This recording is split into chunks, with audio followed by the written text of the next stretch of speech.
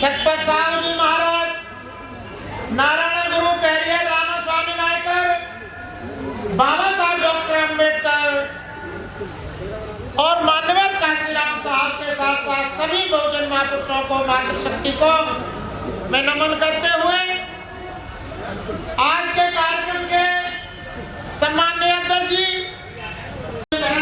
और अपने जन्मदिन पर और माता सावित्रीबाई के जन्मदिन के इस कार्यक्रम की शोभा बढ़ा रहे हैं। मैं आप सबकी तरफ से उनका हार्दिक धन्यवाद करता हूँ, स्वागत करता हूँ।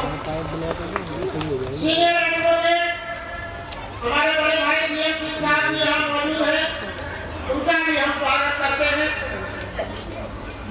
इस कार्यक्रम में सभी हमारे सीनियर सम्मानित साथी मौजूद हैं, मैं उन सभी मंच का हार्दिक स्वागत करता हूँ। कार्यक्रम में साथियों, आज ये कार्यक्रम माता सावित्रीबाई फुले की जयंती का है और बच्चों के सम्मान का दिन है। मैं बहुत कम शब्दों में अपनी बात खत्म करके इस कार्यक्रम को मूल कार्यक्रम की तरफ ले जाने के लिए भाइयों से मैं आग्रह करूंगा, लेकिन उससे पहले भी थोड़ा बता देना यहाँ जरूरी समझता हूँ कि ये बहुजन समाज परिषद वो काम कर रही है और वो कार्य करने के लिए बनाई गई है जो इस देश में कोई नहीं कर रहा। मैं आपको बता दूं, बाबा साहब के बाद बहुजन महानायक माननीय काशीराम साहब ने बहुजन महापुरुषों का कार्य आगे बढ़ाने का जो संकल्प लिया, वो इसलिए लिया जब उन्होंने देखा कि बाबा का अधूरा सपना अभी भी अधूरा है और उस अधूरे सपने को पूरा करने का काम जब कोई नहीं कर रहा, तो मान्यवर जी ने अपनी नौकरी, अपने जीवन के सारे सुख सुविधाएं सब त्याग दिए और वैज्ञानिक की नौकरी छोड़ करके आम आदमी का जीवन जी करके उन्होंने हम जैसे मामूली लोगों को, इस देश के वो मामूली लोग जो अपने जीवन में चपरासी भी नहीं बन सकते, गांव का प्रधान भी नहीं बन पाते, उनको बहुत कुछ दे करके दुनिया से चले गए। मान्यवर जी 2006 में हम सबको छोड़कर चले गए और हमने जब देखा कि 2003 से लेकर के 12 तक पूरे देश में कोई भी माता सावित्रीबाई फुले की जयंती नहीं मना रहा था, कोई फुले साहब का नाम नहीं ले रहा था, छत्रपति साहू महाराज का भागीदारी दिवस पर किसी का ध्यान नहीं था। पेरियर की तो फोटो लगाना भी हमारे देश में उत्तर भारत में अपराध समझ लिया। तब हम लोगों ने ये देखा कि जिन महापुरुषों के नाम से, जिनके विचारों से बाबा साहब ने हम लोगों को सम्मान दिया, भारत का संविधान दिया, जिन महापुरुषों की विचारधारा से माननीय काशीराम साहब ने इतना बड़ा आंदोलन खड़ा कर दिया, जिनकी हैसियत गांव का प्रधान बनने की नहीं थी, उनको कहां से कहां पहुंचाया, उनका नाम लेना जब हमारे देश में बंद हो गया तो ये हमको चिंता हुई। तो 2012 में तथागत बुद्ध की जयंती के दिन 6 मई से हम लोगों ने दिल्ली में कार्यक्रम किया और ये देखा और इसकी हमने समीक्षा की कि पूरे देश में मान्यवर जी का जो आंदोलन है वो किस दिशा में है, कहां पर है। तब हम लोगों ने उस दिन ये निर्णय किया कि अब इस आंदोलन को बचाना हमारी सबकी जिम्मेदारी है। राजनीतिक रूप से एमपी, एमएलए, मंत्री, मुख्यमंत्री, प्रधानमंत्री, राष्ट्रपति जो भी बनना है वो तो बनेंगे, कैसे बनेंगे वो तो समय काल परिस्थिति तय करेगी, लेकिन जिन महापुरुषों के कारण, जिनके विचारों से आंदोलन यहाँ तक आया है, अगर उनका विचार नहीं बचा तो सब कुछ खत्म हो जाएगा। तो हम लोगों ने 8 अक्टूबर 2012 को दिल्ली के कॉन्स्टिट्यूशन क्लब में कार्यक्रम किया और मान्यवर जी के परिवार को बुला करके संकल्प लिया कि जब तक हम लोग जिंदा हैं, मान्यवर जी के आंदोलन को कोई मिटा नहीं पाएगा।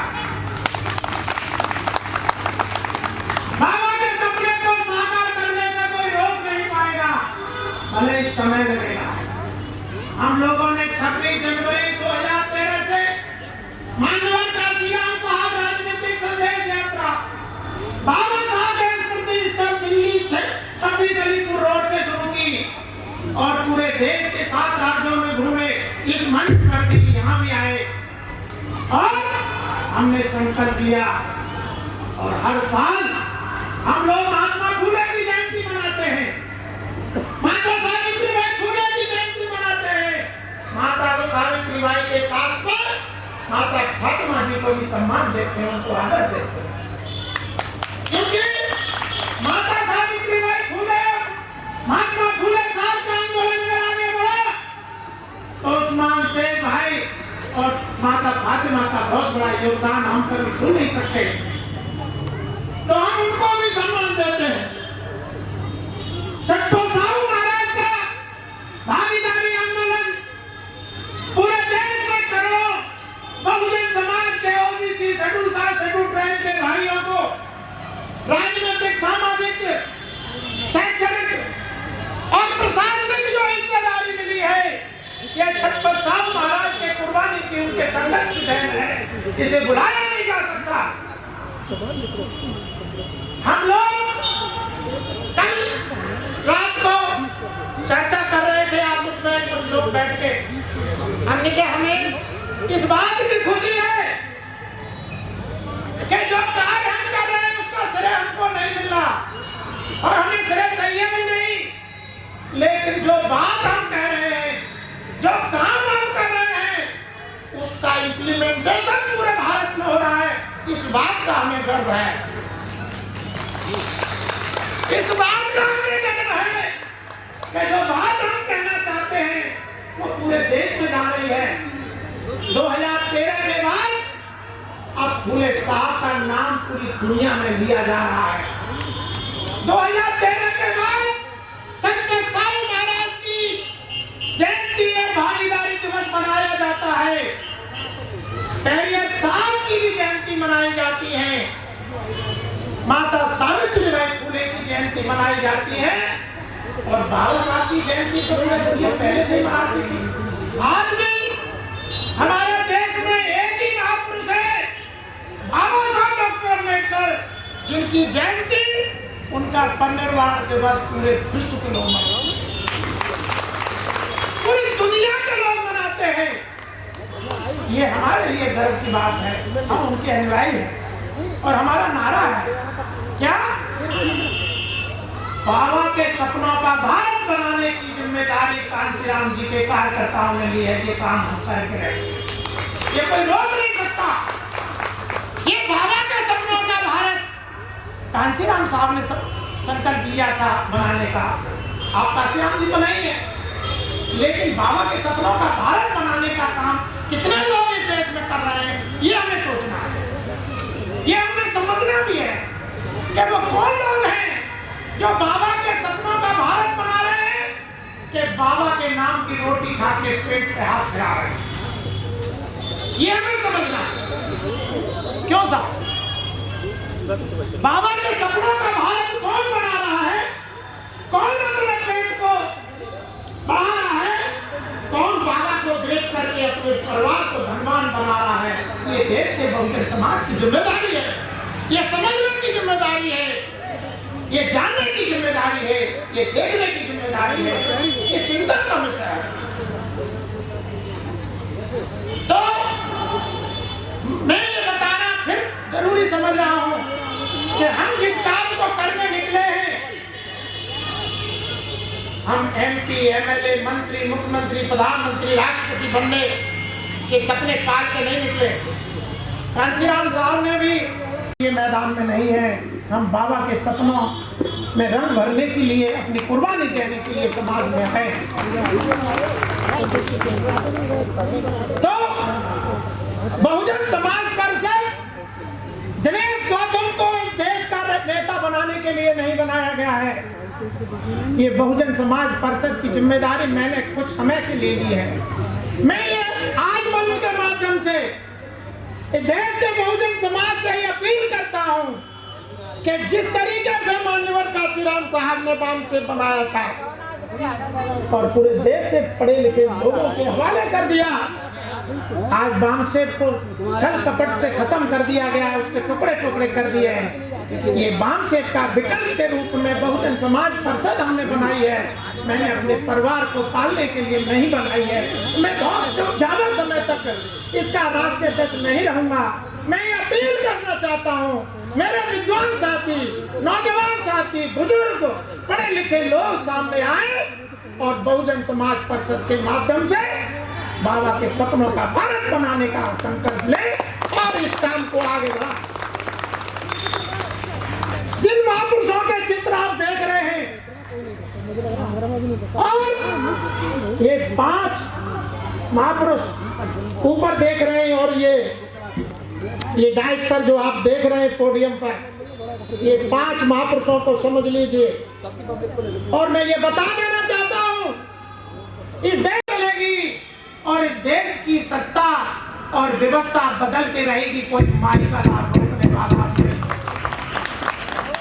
कांशीराम साहब का सपना इस देश की व्यवस्था परिवर्तन के लिए उनके जीवन का संकल्प था, उनकी कुर्बानी थी।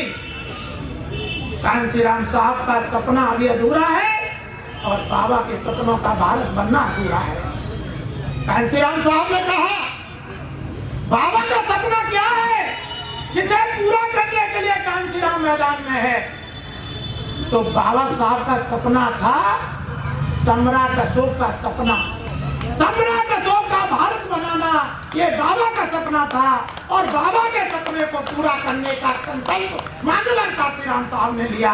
अब कांशीराम जी तो नहीं है, उनके अधूरे काम को कौन करेगा? आप करेंगे, ये मेरे बच्चे करेंगे, मेरी माता बहनें, मेरे भाई करेंगे, ये सबकी जिम्मेदारी है। तो इसलिए मैंने बताया ये 5 महापुरुषों की ब्रांडिंग हो गई है। हमारे बहुजन समाज परिषद के जितने भी कार्यक्रम होंगे आज के बाद, उनकी डाइस पर ये 5 महापुरुष हमेशा परमानेंट लगे रहेंगे, इन्हें कोई हटा नहीं पाएगा। क्योंकि बहुत बड़े काम अभी करना बाकी है। इस देश की राजनीतिक सत्ता और राजनीतिक व्यवस्था भी तो बदलना बाकी है। और मैं राजनीतिक व्यक्ति हूँ, इसलिए लंबे समय तक सामाजिक बहुजन समाज परिषद का मैं चार्ज नहीं रखूंगा। और मुझे राजनीतिक भी व्यवस्था बदलनी है देश की। और देश के जो ऐसे लोग हैं जो समाज को पटरी पर रख के बेच रहे हैं, उनको भी तो किनारे आप लोगों की मदद से करना जरूरी है। और सही लोग हैं जो इस देश का नेतृत्व करेंगे। मेरा संकल्प है इस देश में 1 लाख कांशीराम जी के मिशनरी कार्यकर्ता पैदा करके उनको इस देश का नेता बनाने का ये संकल्प मेरा है। ये मेरा संकल्प है, दिनेश गौतम का व्यक्तिगत। और इस काम को करने के लिए मैं कश्मीर से कन्याकुमारी पूरे देश में घूमता हूँ। मेरे समाज के भाई मेरा सहयोग करते हैं। तो ये काम जो मैं करता हूँ या करूंगा, या करना बाकी है, वो बहुजन समाज परिषद की मदद के बगैर संभव नहीं है। और ये बहुजन समाज परिषद मेरे देश के पढ़े लिखे नौजवान बुजुर्ग साथी ये चलाएंगे और हमारी बैक बनेंगे। और बहुजन समाज पीछे हमें धक्का मारेगा और 1 लाख नेता इस देश में तैयार करके उनके हाथों इस देश का राजपाट देने की जिम्मेदारी हमारी है। इसलिए माता सावित्रीबाई फुले की जयंती पूरे देश में कल मनी, मुझे बड़ा प्रशंसा हुई, बड़ा अंतर मन से मैं बड़ा खुश हुआ। मैंने कहा माता सावित्रीबाई फुले की जयंती मनी, लेकिन जिस तरीके से कल हम मनाएंगे ये पूरे देश को संदेश देना है। इसलिए हमारे साथियों ने यह निर्णय लिया कि 5 अस्त्र हम अपने बच्चों को उनकी शिक्षा की प्रेरणा के लिए देंगे। गुरु गोविंद सिंह ने 5 अस्त्र दिए, शस्त्र दिए थे। आज पूरे देश में खालसा पंथ चल रहा है। गुरु गोविंद सिंह का नाम सुन करके उनके विरोधी आज भी थर्राते हैं और पूरा सिख पंथ चलता है। क्या उन्होंने 5 अस्त्र दिए? लेकिन आज बाबा का जमाना है, संवैधानिक मामला है। पहले तलवार से राजपाट लिए और दिए जाते थे, राजपाट सत्ता तलवार से चलती थी, लेकिन अब सत्ता संविधान से चलती है और कलम से चलती है। अब सत्ता कलम से चलती है, भारत के संविधान से चलती है। इसलिए हमारे साथियों ने निर्णय लिया कि हम अपने बच्चों को 5 अस्त्र देंगे, एक कलम देंगे, बाबा की कलम, जो संविधान से इस देश को चला सके। एक सम्मान पत्र देंगे, जो बच्चे जीवन भर उनके परिवार के लोग उसको पढ़ें और उसमें जो संदेश दिए उन्हें जाने। एक महापुरुषों का चित्र देंगे, जिसमें संदेश भी है, प्रेरणा भी है और संकल्प भी है। और माता सावित्रीबाई फुले की ये जीवन परिचय की एक छोटी सी किताब, इसे बच्चे पढ़ेंगे, उनके परिवार के लोग भी पढ़ेंगे। और ये कैलेंडर, ये 5 अस्त्र, 5 महापुरुष, 5 संत, ये हमारी प्रेरणा है। ये कैलेंडर प्रत्येक व्यक्ति से, माताओं बहनों से मेरा आग्रह है कि यहाँ से जब आप लोग जाएंगे तो अगर कैलेंडर लिए हुए कोई भी नहीं जाएगा। ये सभी प्रत्येक व्यक्ति के लिए, हमारे बच्चों के लिए तो है ये इतने आगंतुक आए हैं। हमारे भगवान सिंह साहब और कश्यप जी की तरफ से मिष्ठान का वितरण भी है, तो आप लोग इनके माध्यम से मिष्ठान भी लेके जाएंगे, जो भी इनने दिया है। लेकिन ये कैलेंडर भी लेके जाएंगे। ये कैलेंडर आपके घर में कांची राम साहब के सपने को याद दिलाता रहेगा, बाबा के सपनों का भारत बनाने का ध्यान आपके मन में आता रहेगा। और हमारा भी संकल्प इसमें यहाँ लिखा हुआ है। हमारा संकल्प है बहुजन महानायक माननीय कांशीराम साहब के द्वारा चलाए गए मानवतावादी बहुजन आंदोलन फूले साहब अम्बेडकर मिशन मूवमेंट को मंजिले मकसूद तक पहुंचाने हैं, तो हम दृढ़ संकल्पित हैं, यानी हम संकल्पित हैं और पूरे समाज को भी संकल्प लेने की आवश्यकता है। तो इसमें बहुत कुछ लिखा है, लेकिन ये हमारा भी इस देश का संकल्प इसमें शामिल है। तो ये कैलेंडर आप लोग लेकर के यहाँ से सभी जाएंगे, ऐसा मेरा आग्रह है। तो मैं माता सावित्रीबाई फुले, माता फातिमा शेख को पुनः नमन करते हुए और माता सावित्रीबाई फुले की जयंती कैप्टन जयपाल सिंह मुंडा, आपने सोचा कल मेरे बड़े भाई परसों मेरी मुलाकात हुई, हमारे एसओसी साहब से मैंने उनको बताया, वो अचंभित हो रहे कि यहाँ तो जयपाल सिंह मुंडा के बारे में तो पूरे देश में कोई चर्चा नहीं है। जब देश आजाद नहीं था, क्या देश आजाद नहीं था, जैसे आज IAS होते, पहले ICS हुआ करते थे। आदिवासियों में शेड्यूल कास्ट के पहले ICS कैप्टन जयपाल सिंह मुंडा है। और भारत की तरफ से हॉकी का खेल विश्व कप खेलने के लिए इनको ट्रेनिंग छोड़ करके इनको विदेश भेजा गया, क्योंकि ये खिलाड़ी थे बहुत बड़े, हॉकी के बहुत बड़े खिलाड़ी थे और हॉकी के भारत के चैंपियन भी थे। इसलिए विश्व कप खेलने के लिए इनको विदेश भेजा गया और हॉकी का विश्व कप भारत को पहली बार कभी मिला तो कैप्टन जयपाल सिंह मुंडा के नेतृत्व में मिला। लोग जयपाल सिंह मुंडा का नाम नहीं जानते। बाबा साहब के साथ संविधान सभा में आप सदस्य थे और जब सदस्य तो बाद में बने, जब ये खेल करके आए, विश्व कप लेके आए, मैं मंच को बताना चाहता हूँ, तो इनका जो ट्रेनर था उसने कहा कि आपको 1 साल की ट्रेनिंग और ज्यादा देनी पड़ेगी। उन्होंने कहा मैं तो विश्व कप लेके आया हूँ, तो कोई सजा काटने के लिए कोई मुसीबत लाया हूँ भाई, मैं विश्व कप लेके आया हूँ, देश के लिए खेला हूँ, 1 साल का मुझे क्यों सजा दे रहे हो? कि नहीं, आपकी ट्रेनिंग बाधित हुई है। बोले भाई अगर ऐसी बात है तो ये तुम्हारी ICS रखिए, मुझे आज के बाद नौकरी करनी नहीं है। विश्व कप तो लेके आने वाले को अपनी नौकरी से रिजाइन करना पड़ा। ये हमारे देश का जातिवाद है।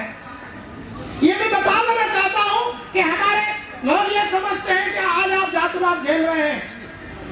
ऐसा कोई महापुरुष नहीं हुआ जिन्होंने जातिवाद न झेला हो। मैं बताऊंगा तो यहाँ समय ज्यादा खराब होगा, तो मैं इसलिए कैप्टन जयपाल सिंह मुंडा, विश्व कप जीतने वाले हॉकी के चैंपियन, भारत के पहले चैंपियन और विश्व कप विश्व विजेता, हॉकी का विश्व विजेता कैप्टन जयपाल सिंह मुंडा, जिन्होंने बाबा साहब का सहयोग किया। अगर बाबा साहब का जैसे सहयोग कैप्टन जयपाल सिंह मुंडा ने किया, कई काश सरदार पटेल कर दिए होते, तो उस समय जो 22.5% शेड्यूल कास्ट और शेड्यूल ट्राइब के लिए जो प्रावधान किया था, वो प्रावधान ओबीसी के लिए भी उतना ही हो गया हो। 7.5% शेड्यूल ट्राइब की व्यवस्था बाबा साहब ने आर्टिकल 342 में संविधान में की, और शेड्यूल कास्ट के लिए आर्टिकल 41 में व्यवस्था की। दोनों को मिलाकर के 22.5% शेड्यूल कास्ट और शेड्यूल ट्राइब के लिए जो भागीदारी की व्यवस्था हुई है शैक्षणिक क्षेत्र में, नौकरियों में और पॉलिटिकल क्षेत्र में, ये कैप्टन जयपाल सिंह मुंडा की बाबा साहब के साथ कंधे से कंधा मिला करके जो सहयोग किया था, उसके बदौलत हो पाया। आज मेरे ओबीसी के भाई दुखी हैं। मैं उन्हें बता देना चाहता हूँ, माननीय कांसीराम जी का कार्यकर्ता होने के नाते, जो काम कांसीराम जी अधूरा छोड़ गए हैं उसे हम पूरा करेंगे। आप लोग हमारा साथ दीजिए। मंडल आयोग की 22 सिफारिशें थी, उनमें से मात्र 2 सिफारिशें लागू हुई हैं, उनमें भी वो भी ऑपरेशन करके हम 22 की 22 सिफारिशें लागू करने का काम करेंगे। इस मंच के माध्यम से बता देना चाहते हैं, इरादे बहुत मजबूत है, काम भी बहुत बाकी है। लोग कह रहे होंगे ये तो बहुत कठिन काम है, हम तो खतरों के खिलाड़ी हैं। कठिन तो करते ही है, हम सरल काम को भी पकड़ते ही नहीं हाथ में। हमने कठिन पकड़ाना पता है ना, 12 में 13 में आज पूरा देश बहुजन महापुरुषों के बगैर नहीं चल रहा। तो इसलिए मैं कैप्टन जयपाल सिंह मुंडा साहब की जयंती, माता सावित्रीबाई फुले की जयंती और सभी महापुरुषों को नमन करते हुए, आप सभी को पुनः नमो बुद्धाय, जय भीम, जय भारत करते हुए मंच को पुनः धन्यवाद देते हुए मैं अपनी बात समाप्त करता हूँ। आप सभी को बहुत बहुत धन्यवाद। जय भीम, जय भारत।